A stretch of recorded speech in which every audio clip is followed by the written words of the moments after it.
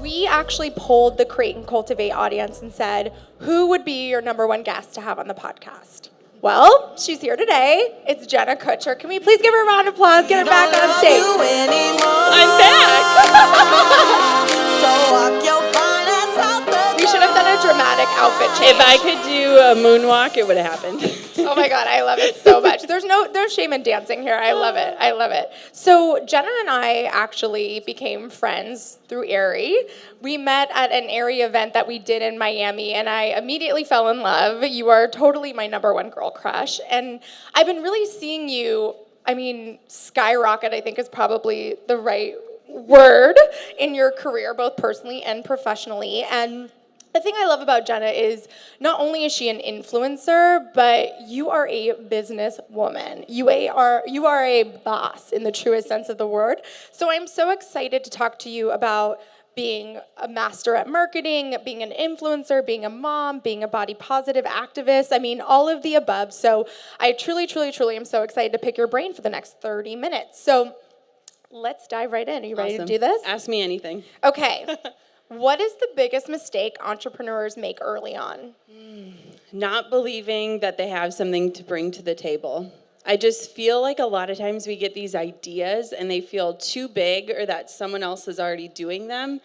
And I feel like we as women have a really hard time recognizing our superpower. Like the things that come easy to us, we don't realize that those are gifts and that the world needs those gifts. And so I feel like a lot of times when we start businesses or we have these higher aspirations, it's like we're not recognizing what we're really amazing at.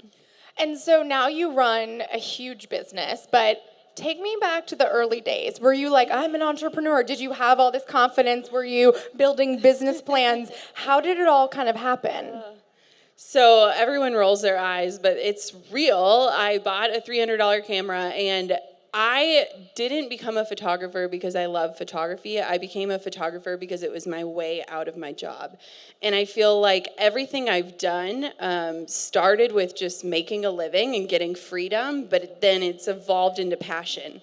And I feel like so many people that were photographers, they were like, oh my gosh, like I love taking pictures my whole life. And I was like, no, this thing needs to get me out of this office.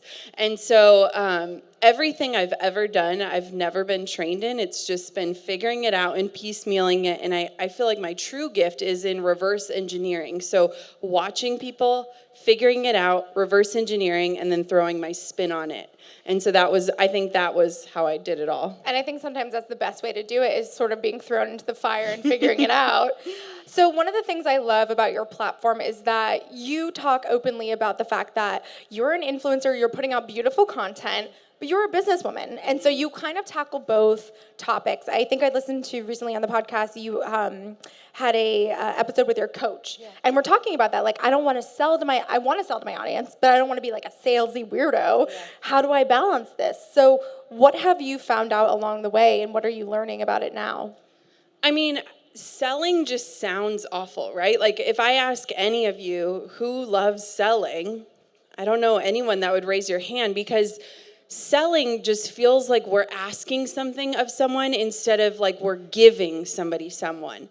And so I've reframed the way that I've looked at selling so much, especially as of lately, because I'm thinking about the gift that I'm giving someone, whether it's a fast track or a shortcut or giving back people time or giving them resources. And so I've felt this colossal shift even in the last few months when I reframed, like, I'm not asking someone for money, I'm giving them something of value. And for people to really pay attention, they have to pay. I love that story, because I think sometimes also we get so nervous of the outcome, right? Like when you were shutting down your business, I'm sure you were like, oh God, I have to do this announcement, I have to do this post, and then nothing. Yeah. That just goes to show what a strong brand you've built. So let's talk scale. So like you said, successful wedding photographer to a multi-million-dollar personal brand. Let's talk about building a team. Mm-hmm. What goes into it? Have you had a lot of employees, gone down to a little employees? Like, what is your sort of secret sauce, or are you still figuring it out? Oh, I'm the worst at team because I'm great at it, in the sense of I have 6 stay-at-home moms who work remotely. That's it. We jump on Slack, we talk, we do our work, and we have our family life. We have very, very, very strict boundaries. There is no work to be done on weekends. If you want to call or text, you have to ask for permission via Slack. We are not accessible via our phones, because if I want to build a company that supports families the way that I want to show up for mine, then I have to be the example. It's actually hilarious because LinkedIn is a sponsor of my podcast, and the last 2 hires were through LinkedIn, which is, this is not a plug, this is real. I hired within 24 hours, and the person started working for me within 3 days, because I don't have time to read through 50 job applications and try to weed through who actually knows what's going on.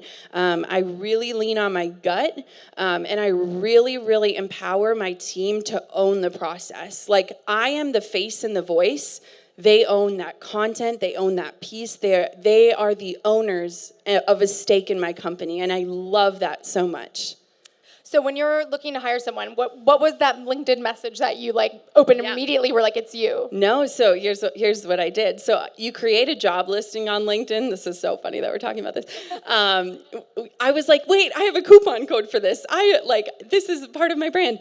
And so you create a job listing, but what's amazing about LinkedIn is that you can type in keywords and it weeds through anyone. So in order to find the right people, they have to have those words in their profile. So I needed a conversion copywriter. That's super specific, right? It's terrifying if I just went on LinkedIn and typed in conversion copywriter.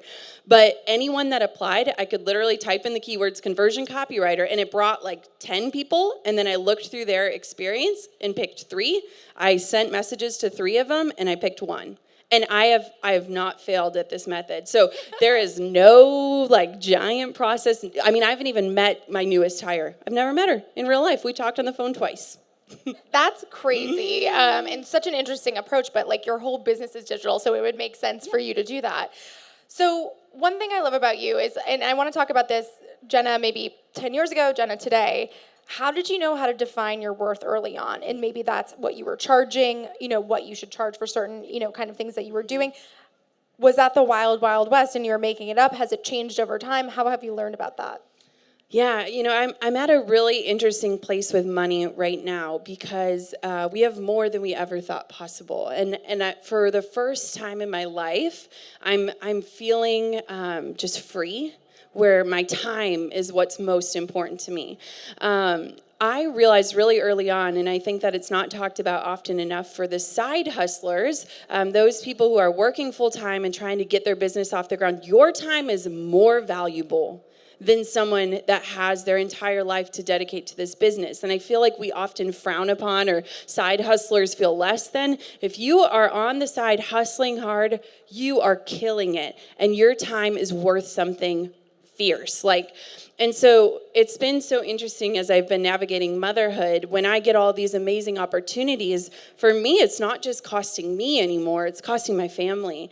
And so I feel like now I'm at this place where I can show up because I want to, but very early on, I calculated the rates. I did the math. To me, pricing is an equation, it's not an emotion. And I think for women, a lot of times pricing is emotional. It's, she's better than me, so I'm going to charge less, and I'm better than her, so I'm going to charge more. No. Your pricing is based on your goals, your gifts, and your way of showing up. And that's it. It's an equation. So if you're emotional about pricing yourself, do the math. What were some of the biggest hurdles early on in your businesses, and how did you overcome them? I've had lots of hurdles. I'm like a masterful hurdler. A lot of it was identity crisis, and when you're in the corporate world, you have these titles to rely on, and titles are safe, and people understand titles, and salaries and benefits are a really big indicator of success, and all of a sudden you're like, okay, here I am. Identity crisis was probably the biggest, and I feel like I've faced it at every stage of the game as I've pivoted and transformed. Who am I? How do I introduce myself? How do I find value? And I think a lot of that comes from insecurity. I want to feel important. I want to feel wanted. I want to let people know what I've built, mostly because I'm insecure. And I think a lot of entrepreneurs battle that insecurity and how it impacts how you show up. But I would say that the biggest hurdles are just mindset. And I think that that's true for most women. So let's talk about motherhood. So you're a new mom, which is so exciting. I'm looking for my child. Where's the baby? We don't know where the baby is. No. She's over there somewhere. He's like over there. Fine. So you were very transparent and are very transparent about the journeys of being not only a working mom, but a hardcore entrepreneur and a mom. Why was that important to share the struggles and the joys of being a new mom? I feel like society tells us we can only do one or the other well. And I'm just done with that. I'm done with that messaging. I am an amazing mom, and I am running an amazing company. And for me, it just was that messaging that you're less than, or like even backhanded compliments like, oh, you're still working as a mom. Like, yes, I'm still working. I'm passionate about my work. And I want to paint the picture that, like, this isn't easy. Like, I was on a podcast the other day, and I could hear my baby crying upstairs because I'm in a closet, like a legitimate closet with, like, boxes. My computer's propped up on a stroller box, and I can hear my baby crying. And part of me just wanted to shut the whole podcast down so that I could go check on her. I mean, I knew she was fine, but it's not easy. And I feel like the hardest thing is that I'm always feeling torn. Like, when I'm working, I'm thinking of my baby. When I'm with my baby, I'm thinking about work.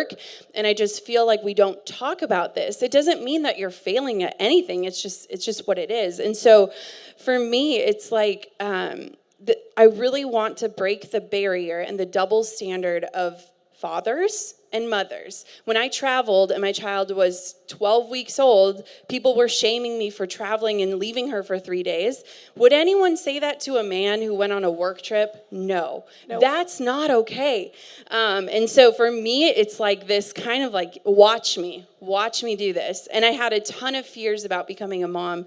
And man, like, I wish I wouldn't have. Like, if I could just go back and say, you can do this. Your business will not fail. You can have what you want. Did you take maternity leave? Yeah. So I took 3 months off, and it was so hard for me, and I failed every day. But here's the thing. I am a very, like, draw the line in the sand kind of person, and I learned very quickly that, like, what do I feel best doing? When she's napping and I need to log in because I want to log in, that's not being a neglectful mother.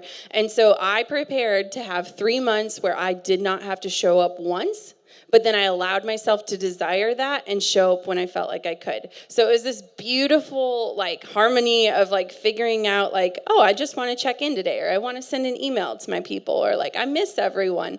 But at the same point, it gave me freedom. And we're actually leaving for Hawaii soon to take another month off, and I'm actually more excited about this than I was maternity leave because my baby's so fun now. And so it's like, you get off of maternity leave. I grinded for a few months out of choice, and now I'm like ready for a break, and I'm going to take that.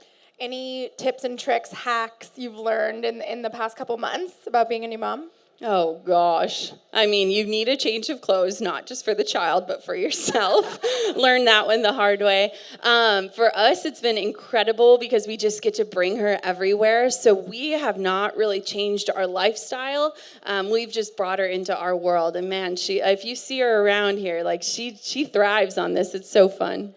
Your Instagram bio says you are imperfectly empowering women, which is something I absolutely love. I think sometimes people think bosses and influencers and women with millions of followers and all this stuff, like, oh, they've got it figured out, they're perfect. But then we're just humans, right? And we're navigating choppy waters. And I think kind of putting that out there to begin with, so when people land on your Instagram, like, this is me, this is who I am, and I'm not perfect. Why was that message important to share?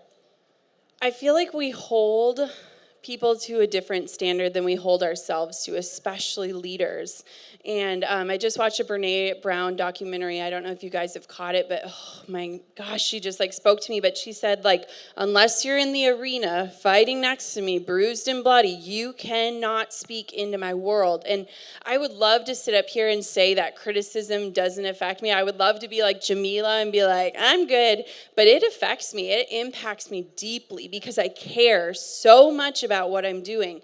And so for me, saying I don't have the answers and talking through that process, I want to bring people back down to earth, because I think a lot of times we hold our mentors to higher standards. We want to see them leading and to follow in their path, but those paths never become well paved if you're really going out into the unknown, and that's exactly what I'm doing. And so for me to show up and just say, guys, like, I am just figuring this out. I'm doing the best I can. That's all I've done to get to this point, and that's all I'll continue to do. I hope it brings people back to earth, and you have to be the leader that you want in other people. Don't rely on other people to get your message or your passions or your ideas out into the world. It's up to you. I mean, couldn't have said it better myself. So good. But yeah, it's so true. I think oftentimes, and this is something that we experience too, is like, our work is about empowering women, right? And this is what we want to do. But we have so many women that are so critical of what we do, which is so hard to take, because it's like we're really trying to do our best. And so I think those words ring very true. So early last year, something wild happened in your life. You posted a picture of you and your husband, who have been together for a very long time. And people started commenting and saying, how can you get a man like that? How can you get Mr. Six-Pack abs? And you addressed that this wasn't a troll. This wasn't someone just kind of coming for you. It was like a genuine question. And it was really one of the things that was troubling to you, because you were like, wait a second, why do you think I don't deserve this?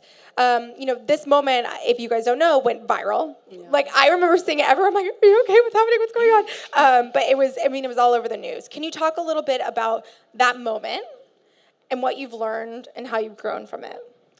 Going viral was the best and worst thing that ever happened to us. And I think what was crazy is I've been talking about this stuff for years. So it's funny, if people try to plan to go viral, good luck. But it was also happening in a really critical time in our lives. So we were trying to get pregnant again. And so being like the corner of a conversation about bodies was actually like very hard for me. Just because it was like, I feel like I need to defend myself. And people say, don't read the comment section. I read every dang comment. Because how can you not, And so the gift in it was getting all of these new eyes that I knew I could encourage and empower and inspire. The negative side, especially from a business standpoint, was like, who are these people and why are they here?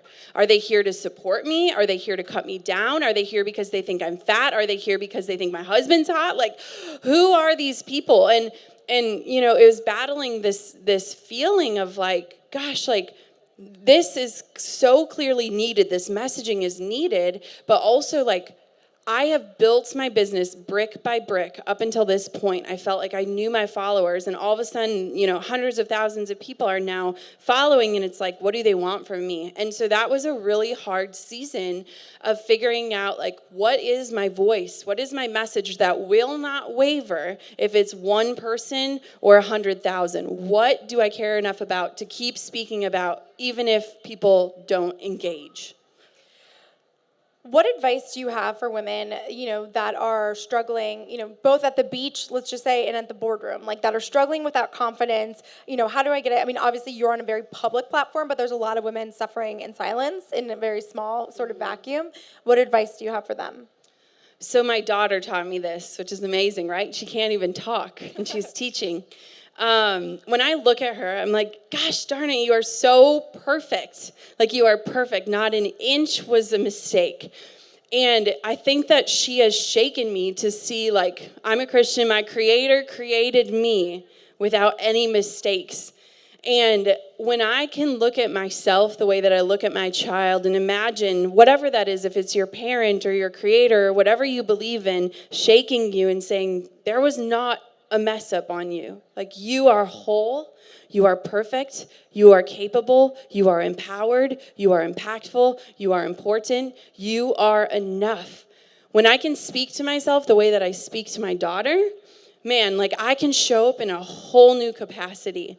And so what are those conversations that you're having? If I were to see the words that you are thinking about yourself, would you be proud of them? Like, are you loving yourself the way that you love others? Because as women, we are taught to be selfless. We are taught to deplete ourselves. We are taught to empty ourselves for everyone else and that we come last. But what would the world look like if we showed up fully? What would it look like? When it comes to social media, I think a lot of us are seeing everyone's highlight reels, right? So not everyone is as real and raw as the women we're seeing today on the stage. How do you, one, break away from that noise? And is there any tactics you employ on social media where you tune out, you tune in, things like that? So I kind of walk a really interesting line because at the heart of my being, I love imagery. And so a lot of times I question, because my moments are curated, and they're edited, and they're planned, and I don't have to apologize for that because it doesn't make me less real. I approach social media from the place of I have to get your attention for you to listen to me. My words matter so much more to me than the photos I share. The photos are just that invite into the next step. For me, the biggest growth happened when I felt worthy enough to show up, when my face was featured. And so many women are hiding behind what they do, what they sell, what they create. They forget that there is so much worth in you. People want to connect with you. I won't hire people that I don't know what they look like. I won't purchase from people unless I know their heart. I want to know why I should care. I want to know why I should vote with my dollars for them. That matters to me. And so you don't have to show your mess to be real. And I feel like there's this weird shift happening where it's like, here's everything that's wrong for me and with me, and that means I'm being authentic. No, being authentic is using your voice for those messages that matter. For me, the photo is just the delivery to get people in to listen. So in today's age of noise, like be the whisper. Whisper to the right people. Don't try to get loud. Try to just nudge the people that need it. When I write, I'm thinking of one person. I am only imagining the message that I'm supposed to be sharing with my sister or best friend or someone that's a student of mine. I imagine one person. What would I say to her? And that's the ripple effect that reaches the masses. So obviously this year's been crazy for you, but what are you excited about next? What projects are you working on, and what can we expect to see? So I went into motherhood with just a lot of nerves, I think. I actually blacked out my entire calendar this year. I did not have a single obligation. I did not have to show up to anything. I did not have to speak anywhere. I did not have to be anywhere. So anywhere you see me this year is because it's worth it to me. And isn't that kind of cool? It's like I didn't have to sign all these things 2 years ago, and now I'm showing up and not excited about it. I'm so excited about every single thing that I'm doing. That's why I'm saying yes. So I don't know what's next. I have zero obligations for the rest of the calendar year, and that is the most exciting place to be. I think I was so nervous that my business would halt or stall or that my growth would slow down. And I have only done better and more because I'm so much more intentional. I'm only saying yes to things I'm excited to. So you're going to see a lot of margin. You're going to see a lot of Hawaii. And you're going to just see a lot of me feeling like the truest version of myself, which is a mom and a CEO and an imperfect leader. We're going to do some rapid fire. Okay. Are you ready? Being real means to me showing up in whatever season you're in. Showing up in the highs and the lows. Crap, rapid fire. Let's go. No, that was great. I want 2 takes on this. The best personal advice I've ever received for my personal life and the best business advice I've ever received. The personal advice would be to don't dull your shine, because when you show up, you can illuminate other people and invite them to do the same. And business advice would just be to pull your seat up to the table you want to be at. If you see something you want to be at, pull your seat up and show up. A woman I admire is? Oh, so many. My mom is the most present person I know. When in doubt, I eat mac and cheese. Always a good one. Can we please give a round of applause for Jenna Kutcher? Thank you, guys. Thank you.